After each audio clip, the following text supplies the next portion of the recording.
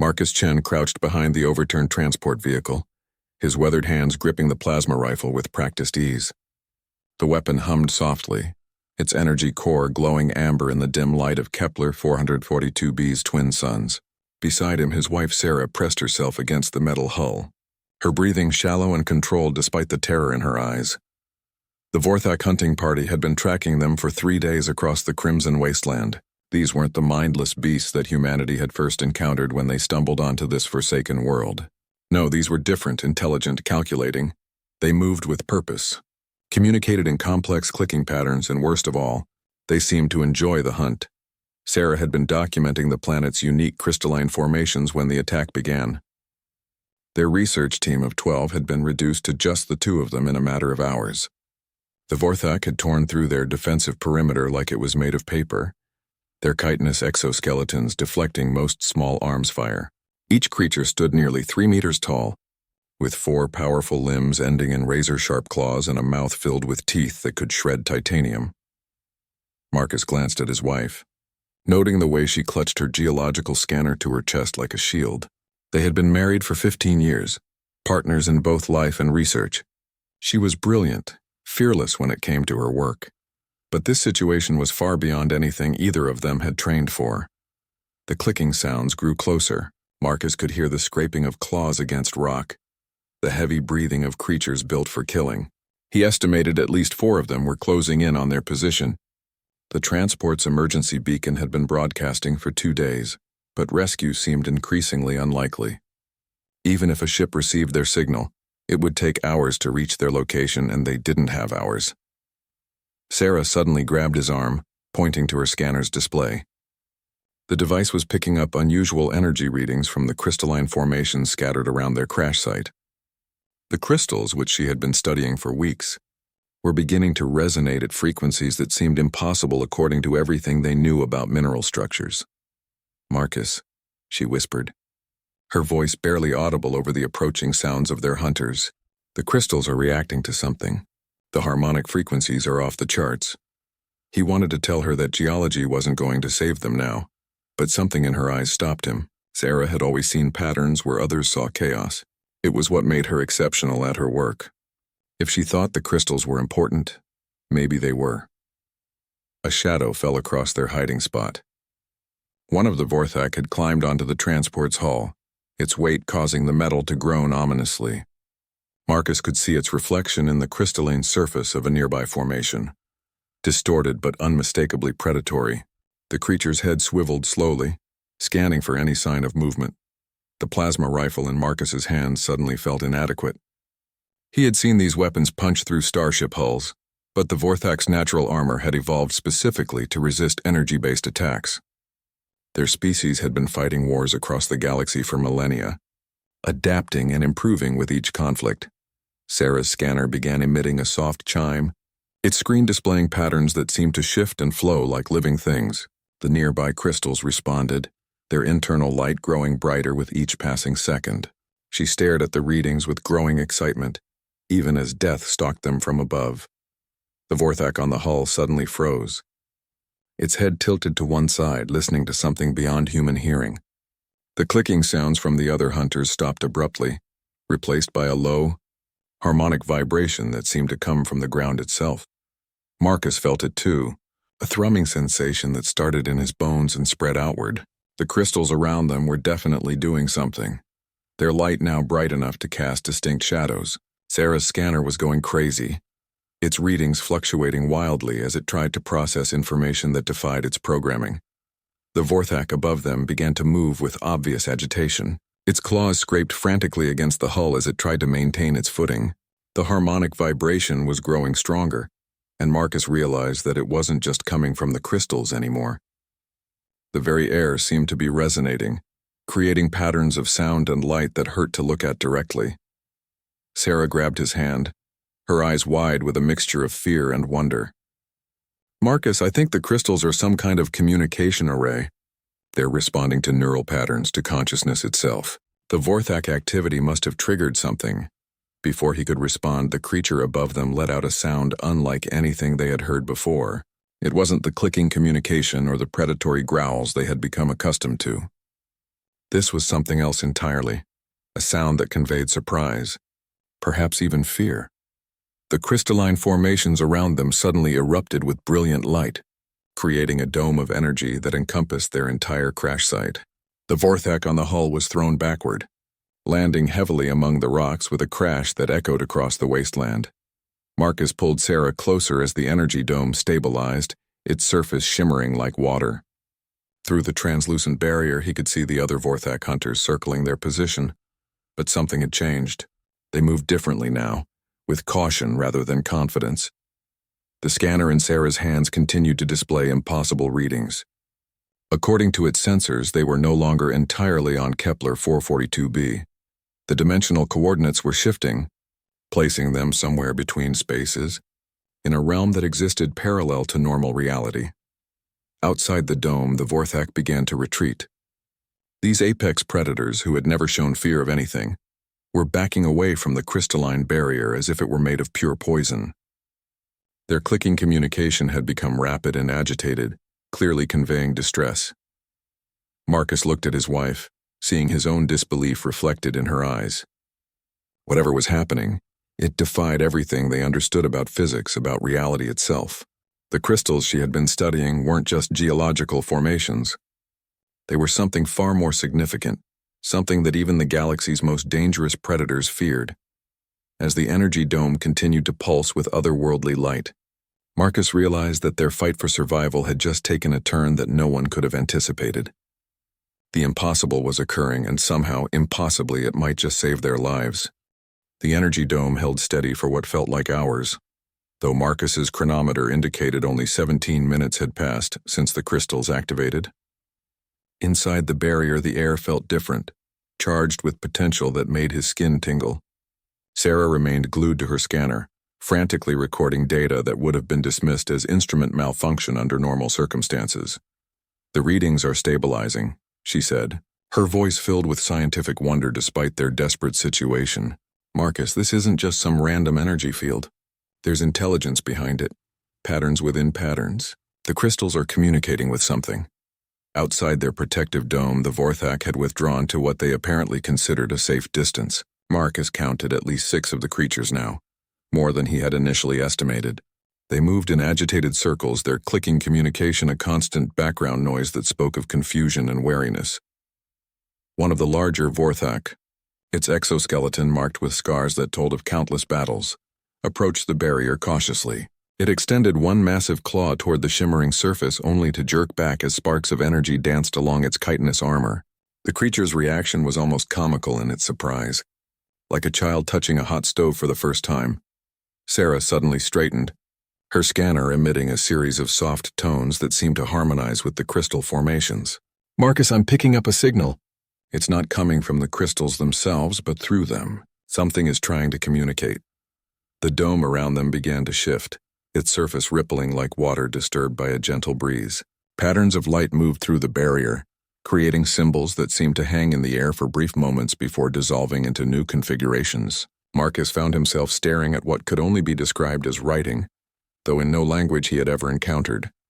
"Can you make sense of it?" he asked, though he suspected the answer would be beyond either of their capabilities. Sarah was already adjusting her scanner's frequency settings, trying to match the harmonic patterns displayed by the symbols. "I think it's mathematical at its core, but expressed through concepts that don't translate directly to human understanding. It's like trying to explain color to someone who has never seen." The largest Vorthak outside their barrier suddenly stopped its circling and faced their position directly, its head tilted in what Marcus had learned to recognize as a gesture of focused attention. The creature's 4 eyes, each the size of a human fist, reflected the dome's light as it studied their sanctuary with obvious intelligence. What happened next defied everything Marcus thought he knew about the Vorthak species. The creature began to produce sounds that weren't the typical clicking communication he had heard before. These were different, more complex, almost musical in their structure. And impossibly, Sarah's scanner began responding to these sounds, its display shifting to match the acoustic patterns. "It's trying to communicate with the crystals," Sarah breathed, her excitement overcoming her fear. "The Vorthak know about this place, about what these formations can do.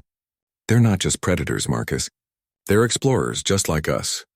The symbols within their dome began to change, becoming more complex and urgent. Sarah worked frantically with her scanner, using it as a translation interface between the crystalline network and their own limited understanding. Gradually, a picture began to emerge from the chaos of alien mathematics and impossible physics. The crystals weren't native to Kepler 442b. They were part of a vast network that spanned multiple dimensions, a communication system built by a civilization so advanced that their very existence challenged human comprehension of what was possible. The Vorthak had discovered this network centuries ago and had been trying to understand it ever since. That's why they've been hunting us, Marcus realized aloud. Not for sport or food, but because we activated something they've been trying to access for generations. Sarah nodded, her fingers dancing across her scanner's interface as new data flowed through the crystalline network. The barrier isn't just protecting us, it's scanning us, learning about human consciousness and comparing it to the Vorthak neural patterns. We're being evaluated. The implications hit Marcus like a physical blow. They weren't just witnesses to first contact between humanity and an alien intelligence. They were participants in an examination that would determine humanity's place in a cosmos far more complex than they had ever imagined. The dome suddenly contracted slightly, bringing the barrier closer to their position. Marcus instinctively raised his plasma rifle, but Sarah caught his arm before he could aim it at the approaching energy field. "Don't," she said urgently. "Any aggressive action could be interpreted as a threat. We're being tested, Marcus. Our reaction to this situation is part of the evaluation." The air inside their sanctuary began to shimmer, and Marcus felt a strange sensation in his mind, as if something was gently probing the edges of his consciousness. It wasn't invasive or painful, but rather curious, like a child examining a new toy. Images flashed through his thoughts, memories of Earth, of his life with Sarah, of humanity's journey to the stars. Outside the dome, the Vorthak had arranged themselves in a precise formation that reminded Marcus of a military honor guard. Their clicking communication had evolved into something that sounded almost like singing, a complex harmony that resonated with the crystalline network and caused new patterns to appear within their barrier. Sarah's scanner suddenly displayed a three-dimensional map that showed their location not just on Kepler 442b, but within a vast web of interconnected worlds and dimensions. Thousands of star systems were linked by the crystalline network, each one marked with symbols that indicated the presence of intelligent life. "My God," Sarah whispered, staring at the display. "It's a galactic community, Marcus. Hundreds of civilizations connected through this network, sharing knowledge and culture across impossible distances." The largest Vorthak outside their dome approached the barrier once more, but this time it carried something in its claws. It was a crystal, similar to the formations around them but smaller, more refined. The creature placed it carefully on the ground near the barrier's edge and stepped back. Immediately, their scanner began receiving new data streams, information that flowed like water through Sarah's consciousness. She gasped as alien concepts flooded her mind. Mathematics that described the fundamental nature of reality itself, physics that made faster-than-light travel look like a child's toy. "They're sharing their knowledge," she said, tears streaming down her face as the beauty and complexity of the universe revealed itself through the crystalline interface. "The Vorthak have been part of this network for centuries, and they're offering to sponsor our inclusion." Marcus watched his wife's face transform with wonder as she processed information that would revolutionize human understanding of everything. The impossible had indeed occurred, but it was far beyond what either of them had imagined when the hunt began. The flow of information through Sarah's scanner intensified, and Marcus watched in amazement as his wife's eyes took on an otherworldly glow that reflected the crystalline network's energy. She was no longer just receiving data. She was interfacing directly with a consciousness that spanned galaxies. "I can see them," she whispered, her voice carrying harmonics that hadn't been there before.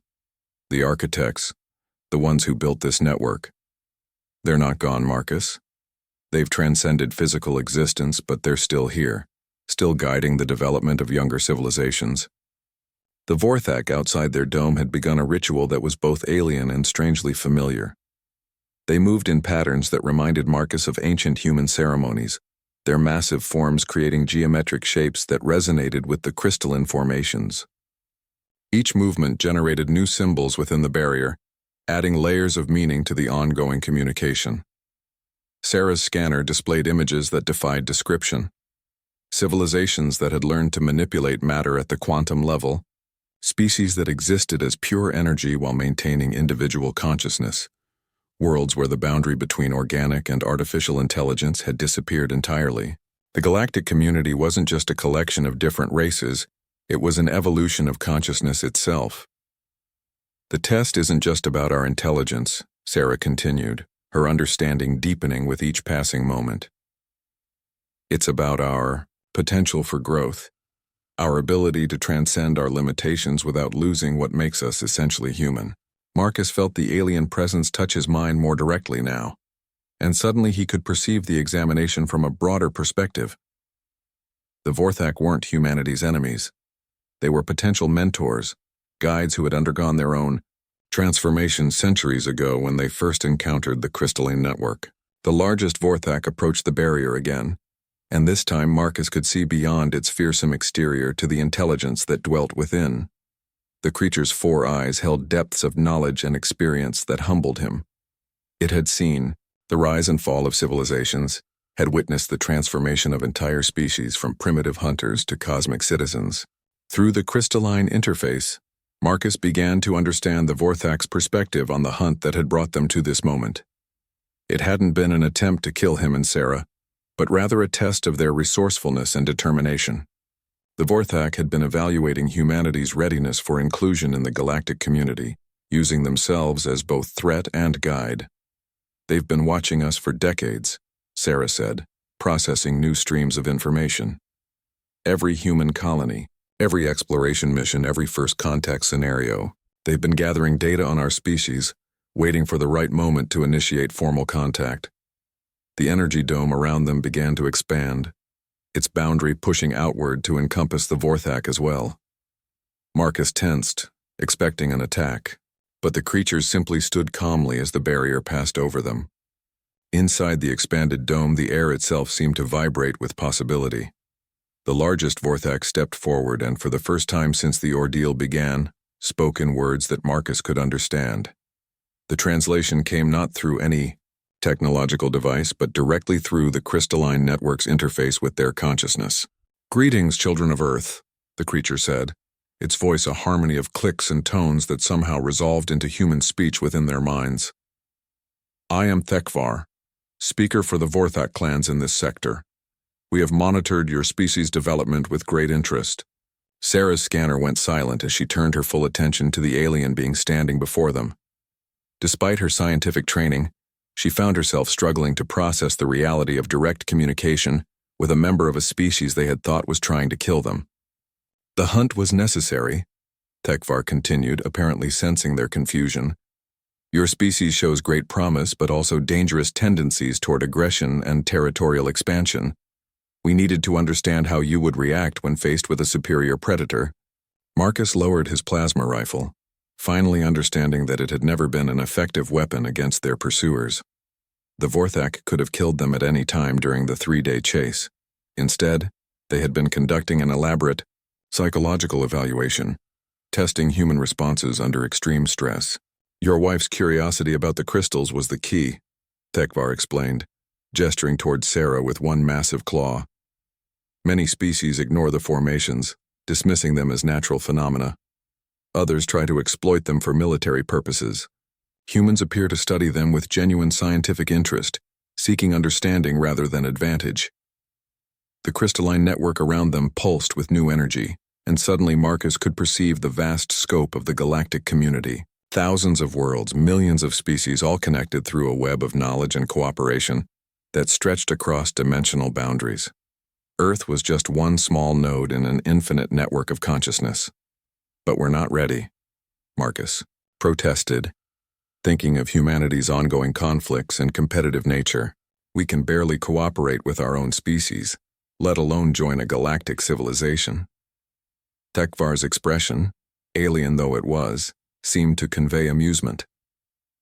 "Readiness is not a prerequisite for growth, human Marcus. The Vorthak were savage predators when we first encountered the network. We learned cooperation through necessity just as your species will." Sarah stepped forward, her scientific mind racing with questions. How does the network function? How do you maintain coherent communication across such vast distances? The crystals exist outside normal space-time, HFY explained. They anchor points of consciousness in a dimension where distance and time have different meanings. Thoughts, knowledge, and even physical matter can be transmitted instantaneously between connected worlds. The implications were staggering. Faster than light travel, instantaneous communication, shared knowledge databases that contained the accumulated wisdom of countless civilizations. Humanity stood on the threshold of possibilities that would transform their species beyond recognition. But Marcus sensed there was more to this encounter than a simple invitation to join a cosmic club. The urgency he had felt throughout the chase, the careful orchestration of events that had led them to this moment, suggested that something significant was happening in the galaxy. "Why now?" he asked. "Why has humanity been chosen for contact at this particular time?" HFY's 4 eyes focused on him with disturbing intensity. "Because the galaxy faces a threat that requires the unique perspective your species possesses. The network has detected something moving through the void between dimensions, something that seeks to unravel the connections that bind our civilizations together." The crystalline formations around them suddenly dimmed, as if responding to some distant disturbance. Sarah's scanner, still active despite her direct interface with the network, began displaying warning signals that painted the local space in shades of red and amber. "The Unmakers have found us," HFY said, his harmonic voice carrying notes of ancient fear, "and humanity may be the key to stopping them." The name Unmakers sent a chill through the crystalline network that Marcus could feel in his bones. Around them, the other Vorthak began moving with obvious agitation, their clicking communication taking on urgent tones that needed no translation. Even without full access to the network's knowledge base, Marcus understood they were discussing something that terrified civilizations spanning the galaxy.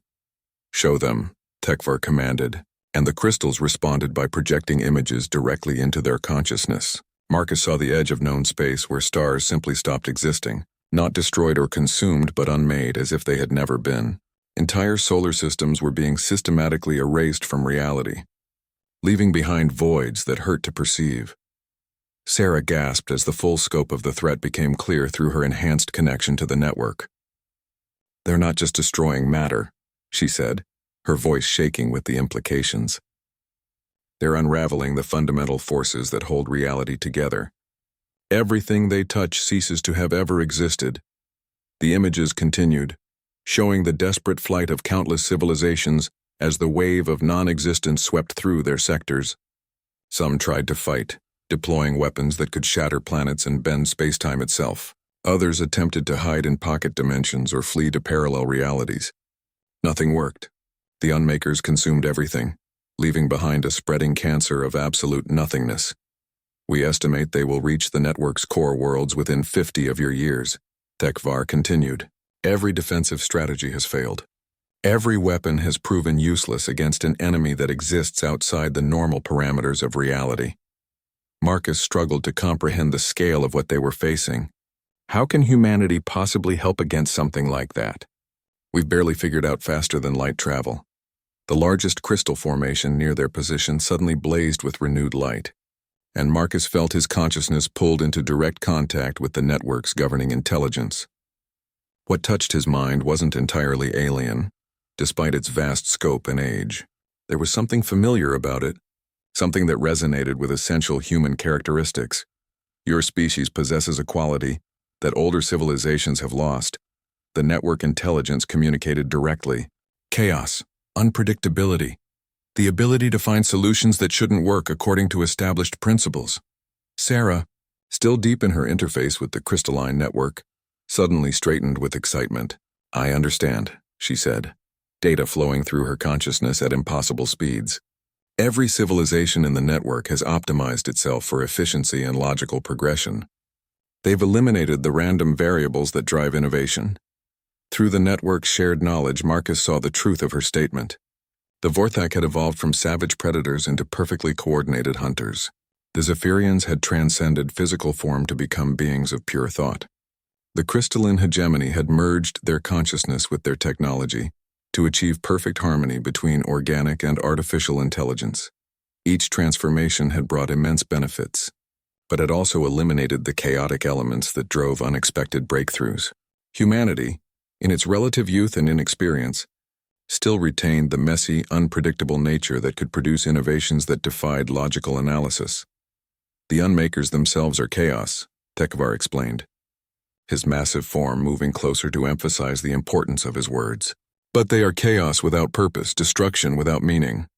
Your species represents chaos with direction, the ability to create order from randomness rather than simply destroying it. The crystalline network began showing them specific examples of human problem-solving that had caught the galactic community's attention.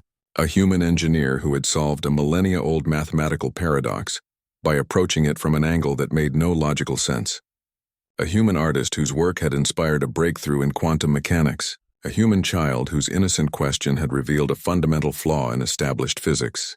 These are the kinds of innovations we need, the network intelligence continued. Solutions that exist outside traditional logical frameworks. Your species' greatest weakness may be your greatest strength against an enemy that conventional wisdom cannot defeat. Sarah's scanner suddenly erupted with new data as emergency signals flooded the network from distant sectors. The Unmakers' advance had accelerated, consuming 3-star systems in what should have been the time it took to unmake one.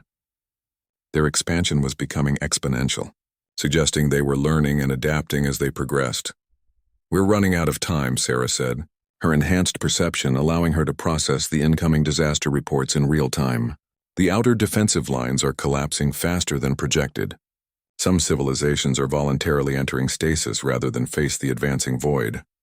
Marcus felt the weight of cosmic responsibility settling on his shoulders, and for a moment the sheer scale of it threatened to crush his sanity. How could 2 human researchers, stranded on a remote world, possibly contribute to a defense against forces that were unmaking reality itself?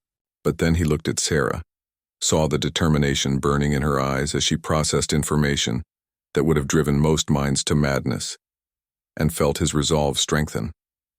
They were human, and humans had a long history of achieving the impossible when backed into a corner. "What do you need from us?" he asked Tekvar, surprised by the steadiness of his own voice. "Your perspective," the Vorthak replied. "Your ability to see patterns where others see chaos. The network will provide you with all available data about the Unmakers. But the solution must come from human insight." The energy dome around them began to reconfigure itself, creating a direct interface between human consciousness and the vast computational resources of the crystalline network. Marcus felt his awareness expand exponentially as knowledge from thousands of civilizations flowed through his mind. Mathematics that described the structure of reality, physics that explained the interaction between dimensions, history that spanned millions of years. But even with access to all that accumulated wisdom, the solution remained elusive. Every analysis led to the same conclusion, that the Unmakers were a force beyond conventional understanding, immune to every known form of attack or defense. Sarah suddenly grabbed his arm, her enhanced perception detecting something in the data stream that others had missed. "Marcus, look at the pattern of their advance. They're not moving randomly. There's a structure to it, a logic that's hidden beneath the apparent chaos." She began pulling specific data sets from the network, isolating variables that had been overlooked in previous analyses. The Unmakers weren't just erasing reality, they were rewriting it according to principles that existed outside normal dimensional boundaries. "They're not destroying the universe," she realized, her voice filled with growing excitement and horror. "They're trying to replace it with something else, something that follows their own rules rather than the natural laws that govern our reality." The implications hit Marcus like a physical blow. If Sarah was right, then every defensive strategy had been doomed from the start. The galactic civilizations had been trying to fight an invasion when they should have been preparing for a fundamental rewrite of existence itself. "But if that's true," he said, his mind racing through the possibilities, "then there might be a way to disrupt their process. Not by fighting them directly, but by introducing variables they can't account for." Around them, the crystalline network hummed with renewed energy as the assembled intelligences processed this new perspective. For the first time since the Unmaker threat had been detected, there was hope that a solution might be possible. But hope came with a price, and Marcus realized they were about to discover just how high that price would be. The crystalline network erupted into a frenzy of activity as Sarah's revelation spread through the connected civilizations. Marcus could feel the shock rippling outward from their position on Kepler 442b, reaching worlds he couldn't even imagine across impossible distances. The Unmakers weren't destroyers but renovators, attempting to rewrite the fundamental code of reality itself. "Your wife has identified what millions of our greatest minds missed," Tekvar said, his harmonic voice carrying notes of amazement and growing respect. "The Unmakers are not random chaos. They are imposed order, but order according to principles that are incompatible with our universe." Sarah's enhanced connection to the network allowed her to dive deeper into the data, processing information at speeds that should have been impossible for human consciousness. Marcus watched her face transform as alien mathematics flowed through her mind, her expression shifting between wonder and terror as she grasped concepts that had never been meant for organic intelligence. "I can see their pattern now," she said, her voice taking on harmonics that resonated with the crystalline formations around them. "They're following a blueprint, rewriting reality one-dimensional layer at a time. But the blueprint has gaps, places where their logic breaks down." The network intelligence focused its vast attention on Sarah's analysis, feeding her computational resources that dwarfed anything humanity had ever constructed. Through the interface, Marcus could sense the excitement building among the connected civilizations as they began to understand the implications of her discovery. "The gaps occur where chaos intersects with order," Sarah continued, her consciousness expanding to encompass data streams from across the galaxy. "The Unmaker's logic is perfect, but it can't account for variables that exist outside rational analysis. They're vulnerable to solutions that shouldn't work." Marcus felt a surge of pride in his wife's brilliance, but also growing concern for what the interface was doing to her. The harmonics in her voice were becoming more pronounced, and her eyes now glowed with the same light as the crystals around them. She was interfacing directly with intelligences that existed on scales beyond human comprehension. "Sarah," he said, reaching out to touch her hand, "don't lose yourself in there." She turned to him, and for a moment he saw his wife looking back at him through eyes that held the accumulated knowledge of civilizations. "I won't forget who I am, Marcus, but I need to understand their weakness if we're going to stop them." Around them, the Vorthak had arranged themselves in a new formation that reminded Marcus of a military planning session. Their clicking communication had evolved into complex harmonies that interfaced directly with the crystalline network, allowing them to participate in the developing strategy.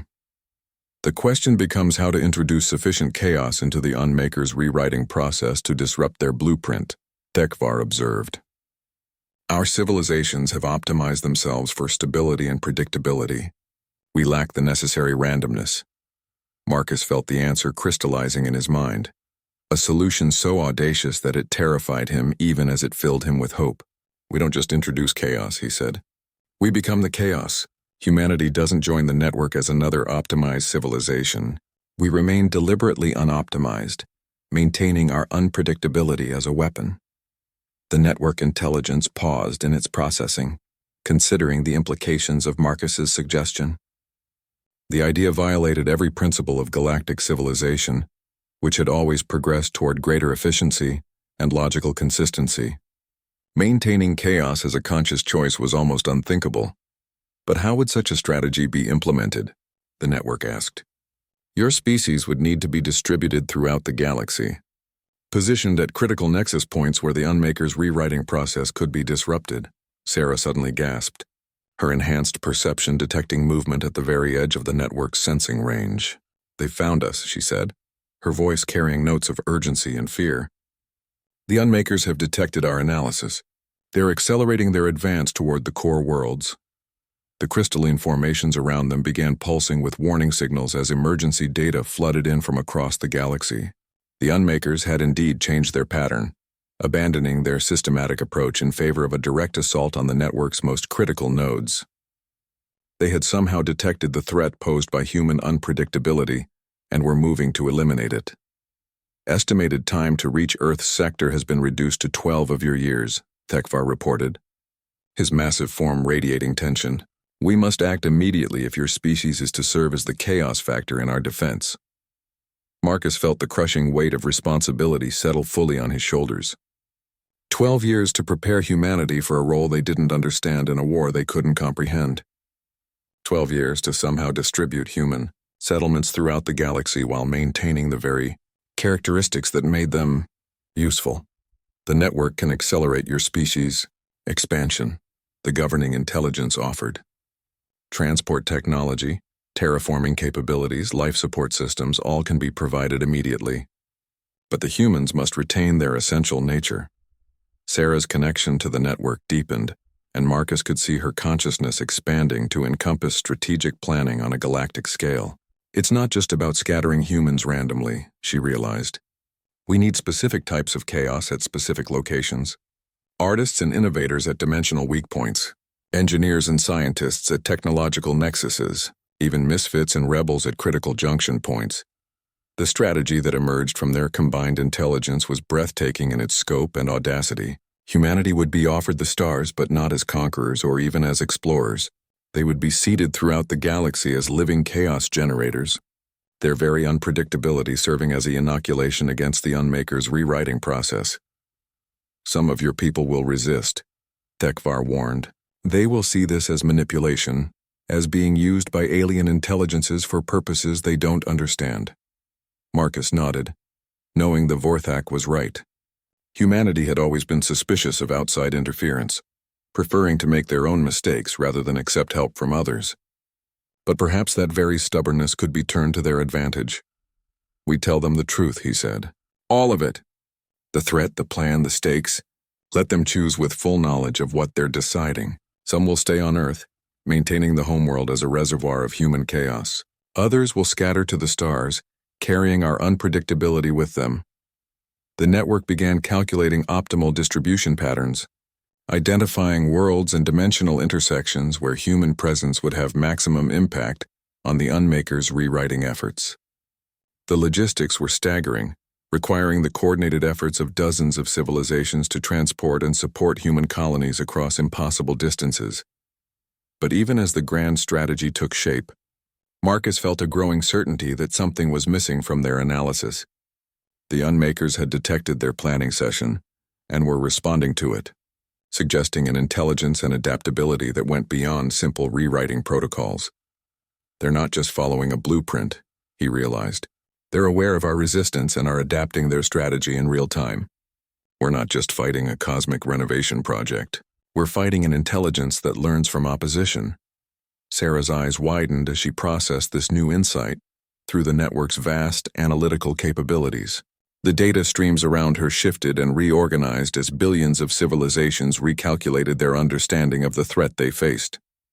If they can adapt, she said, her voice carrying harmonics of growing alarm, then our chaos strategy might not be enough. We need something even more unpredictable than human nature. The answer, when it came, was so simple and so impossible that it left everyone stunned into momentary silence. They didn't just need to be unpredictable. They needed to be paradoxical, to exist in states that defied the very logic the Unmakers used to rewrite reality. And Marcus realized that achieving such a state would require humanity to become something unprecedented in the galaxy's history.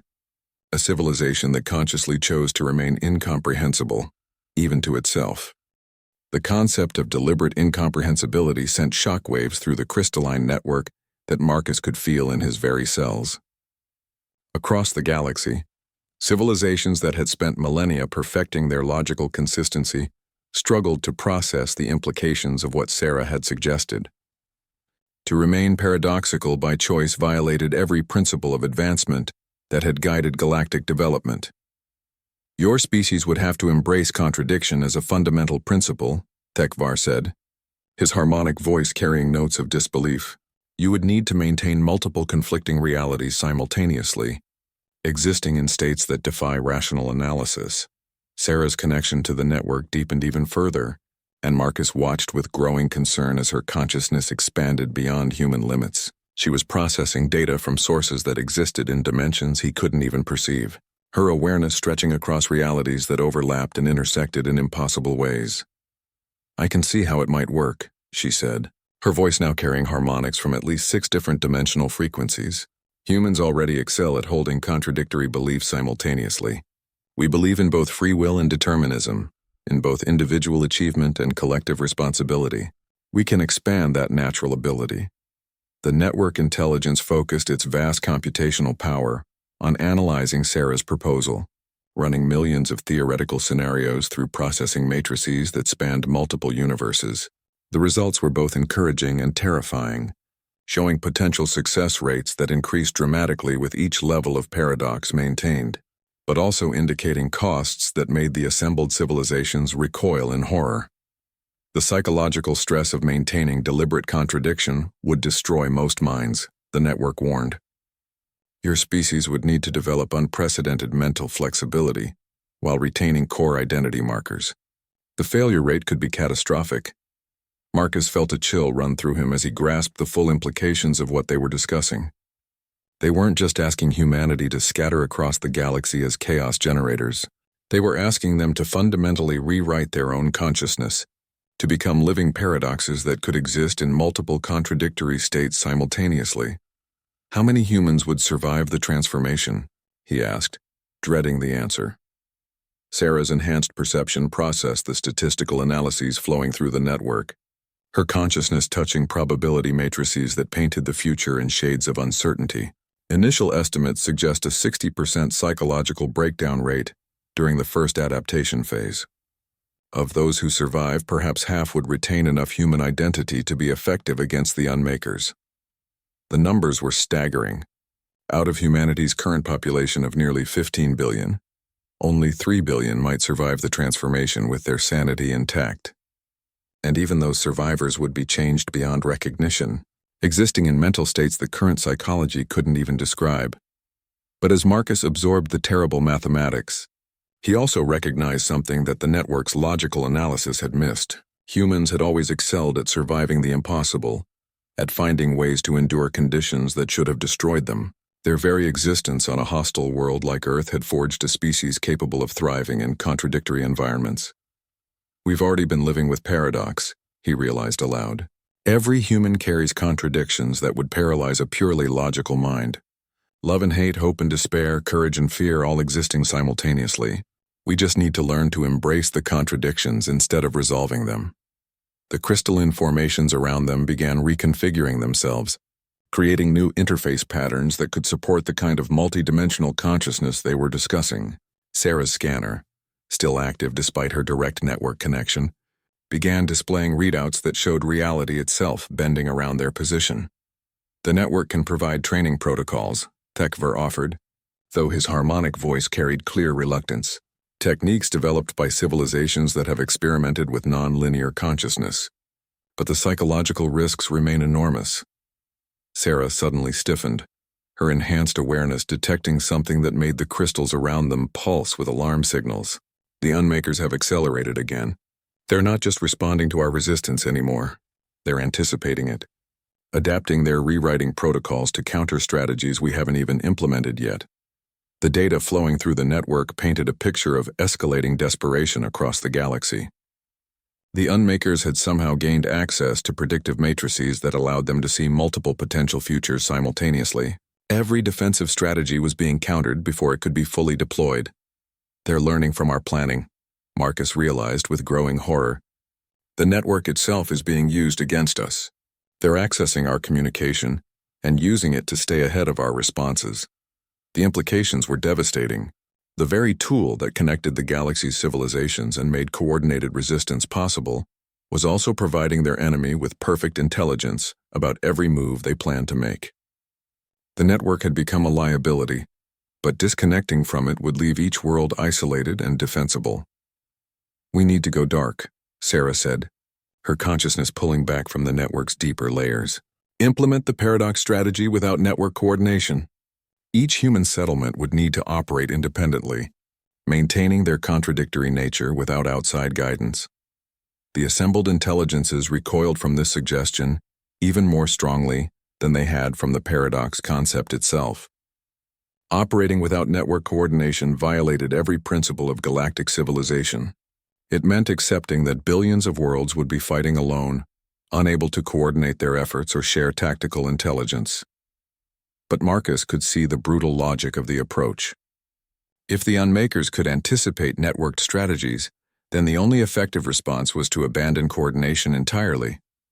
Each human settlement would need to become its own unique form of chaos, unpredictable even to other humans. "We're not just asking humanity to become paradoxical," he said, the full scope of their strategy finally becoming clear. "We're asking them to become incomprehensible to everyone, including themselves."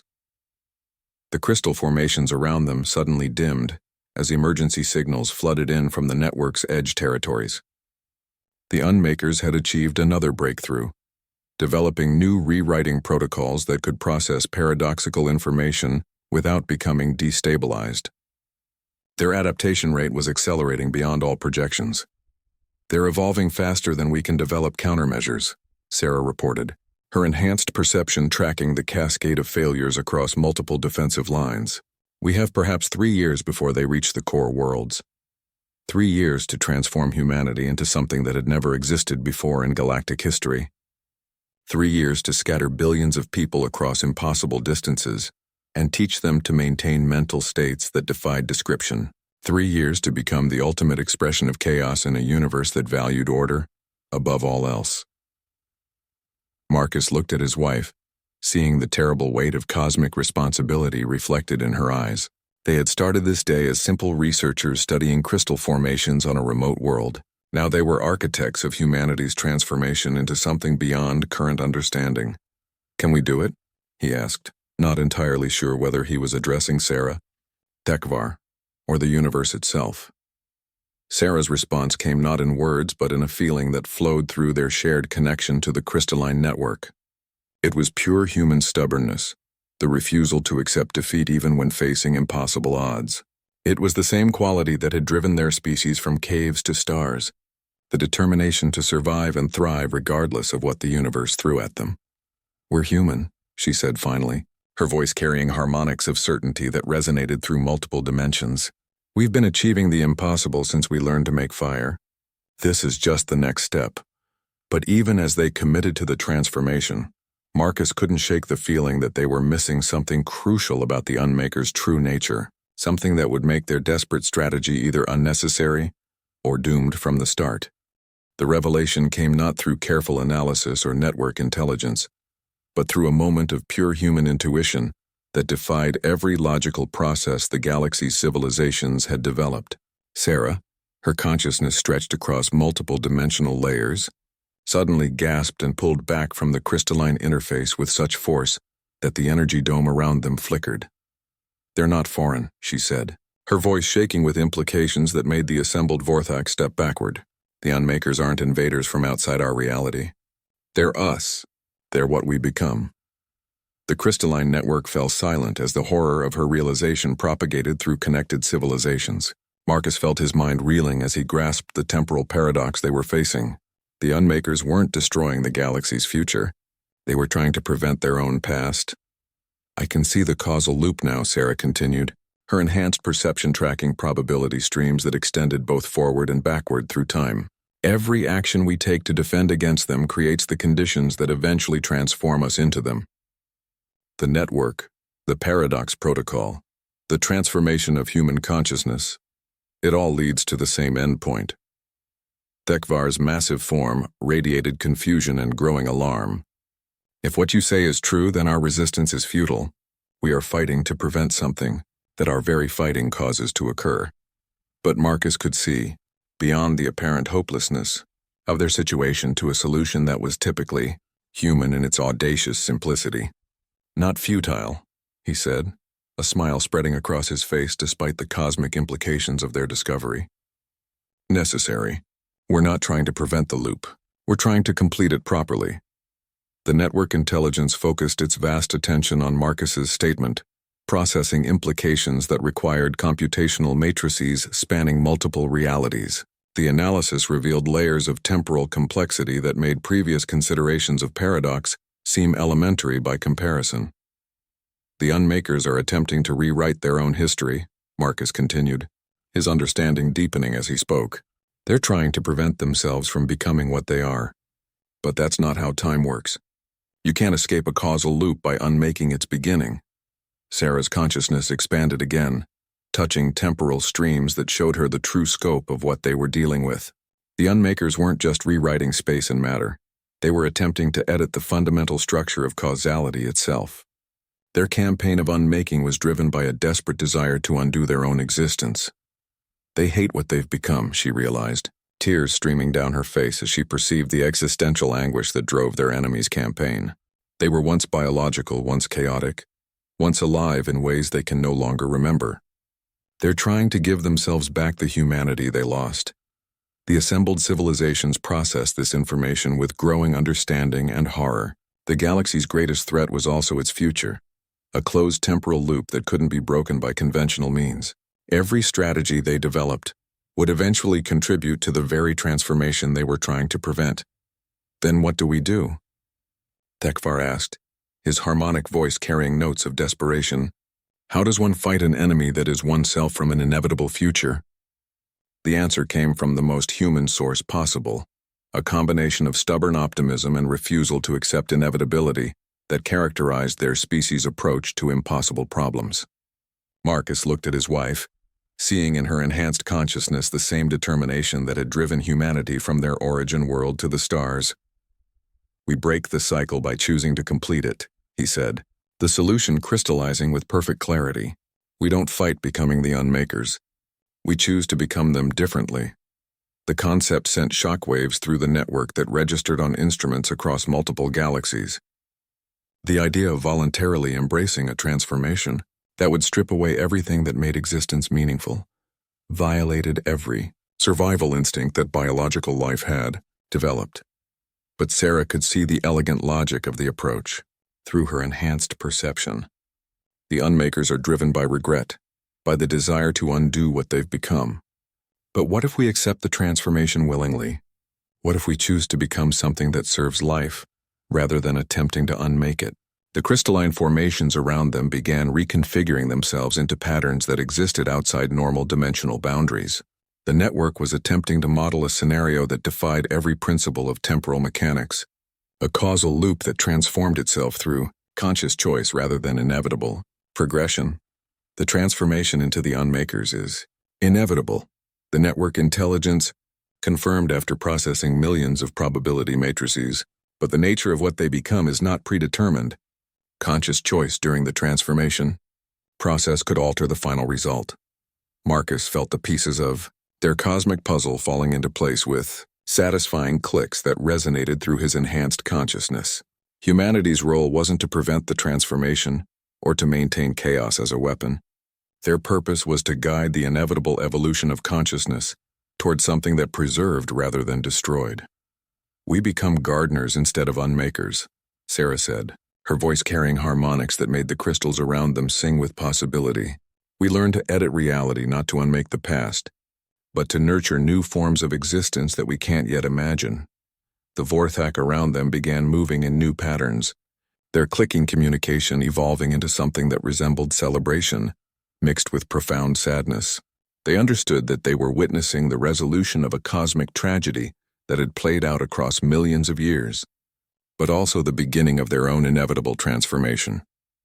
Your species will need to carry this knowledge forward, Tekvar said, his massive form somehow conveying both dignity and resignation.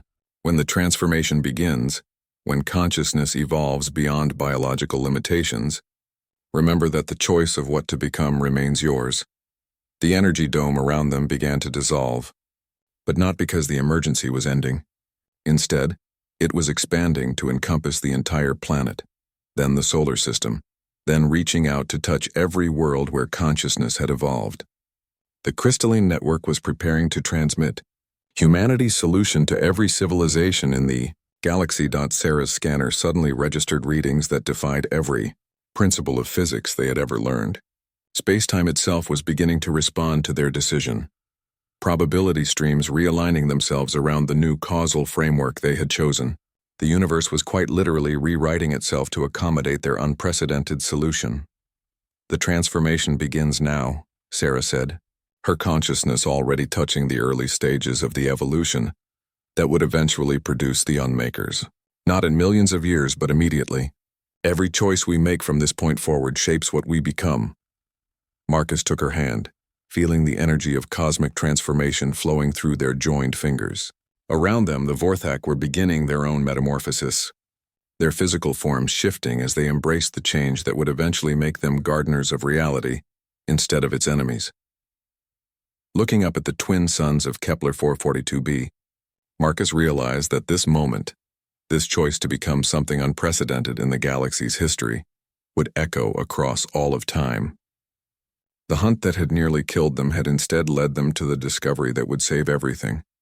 The impossible had indeed occurred, not because they had escaped death or found salvation, but because they had chosen to become the salvation themselves. Humanity would scatter across the galaxy not as chaos generators or paradox warriors, but as the seeds of a new form of consciousness that would learn to nurture existence rather than unmake it. And in some distant future, when the transformation was complete and the former unmakers had become gardeners tending the infinite varieties of life, they would remember this moment when two humans on a remote world chose hope over fear, growth over destruction, and possibility over inevitability. The universe itself seemed to sigh with relief as the causal loop finally closed properly, creating not an ending but a new beginning that stretched across dimensions yet to be born.